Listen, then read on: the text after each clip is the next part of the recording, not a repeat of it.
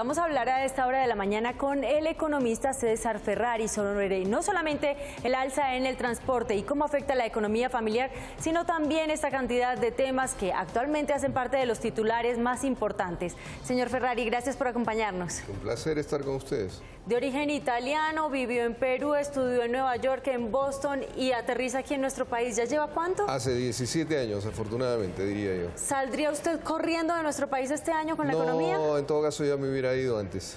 Y sobre todo este año, ¿cómo se pronostica la economía? No es un año fácil, va a ser un año complicado, pero nada que no pueda manejarse. Y yo creo que hay posibilidades de que al final no acabe siendo tan mal. El salario mínimo ha sido un tema de discusión y de grandes debates, porque para muchos un cerca del 7% no fue suficiente. ¿Cómo le cae a usted este incremento? Mire, es un año complicado para la gente trabajadora, sobre todo porque con esta desaceleración que se está viviendo también va a sufrir un poco el empleo, me imagino. Entonces, claro, siempre uno quiere tener un aumento mucho mayor y lamentablemente las condiciones pareciera que no dan para tanto porque las empresas todavía están en una situación complicada. Esa es una primera cuestión. Ahora, si lo comparamos con otros precios, de repente ya sí resulta insuficiente. Por ejemplo, el caso del transporte. Cuando el transporte, el pasaje del transporte pasa de 1.800 a 2.000 pesos. Estamos hablando del STP, en el caso de aquí de Bogotá. Así es. Es un aumento de 200 pesos, es más del 12%. Y si el salario aumentó en 7%, lo cual quiere decir de que un porcentaje mayor del ingreso, en este caso del trabajador, se va a tener que ir a cubrir el transporte. Eso sí es una mala noticia. Cuando estos cientos de miles de colombianos que trabajan con un salario mínimo y ven solamente un incremento de 45.000 pesos, casi 46.000 pesos, ¿cómo podría sobrevivir con el incremento de otras cosas hoy un colombiano promedio? Mire, es una sobrevivencia complicada, porque no todos los ingresos dan para cubrir muchas veces ni siquiera la canasta básica familiar. Y claro, eso acaba generando una serie de reducciones en el ingreso, perdón, en el consumo de alimentos, en el consumo de recreación. En fin, uno tiene que comenzar a ajustarse a situaciones complicadas. ¿Qué consejos podría darle a nuestros televidentes en ese sentido? ¿De dónde podrían coger y ahorrar un poquitico y tapar un hueco con otro? Si ese tipo de personas del promedio que estamos hablando no tiene capacidad de endeudamiento, no maneja tarjetas de crédito.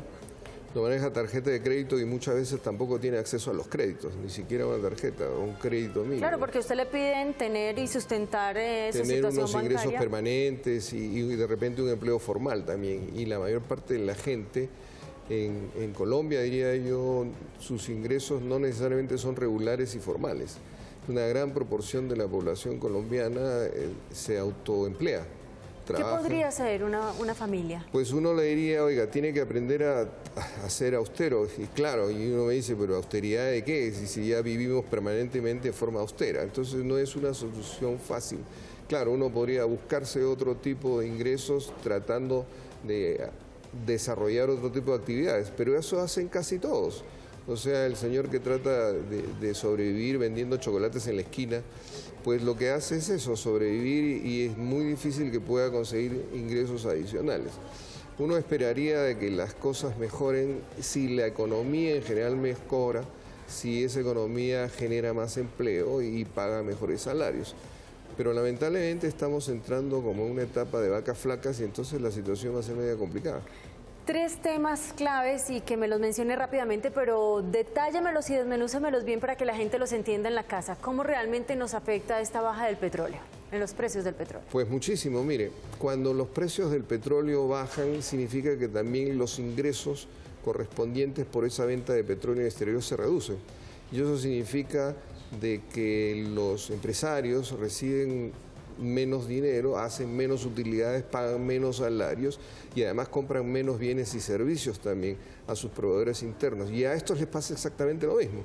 Hacen menos utilidades, pagan menos salarios y compran también menos bienes y servicios. Y en toda esa cadena, esa caída del ingreso externo comienza a traducirse en una caída del ingreso interno.